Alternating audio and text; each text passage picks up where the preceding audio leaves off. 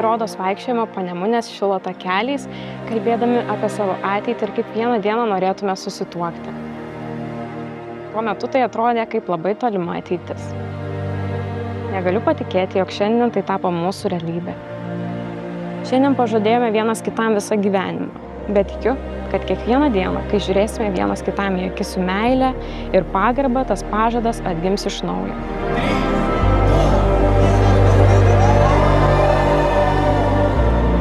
Bendrauju, kurti mūsų bendrą gyvenimą, eiti per jį kartu, kaip viena širdis, kaip viena komanda. Myliu tave šiandien, rytoj ir visada.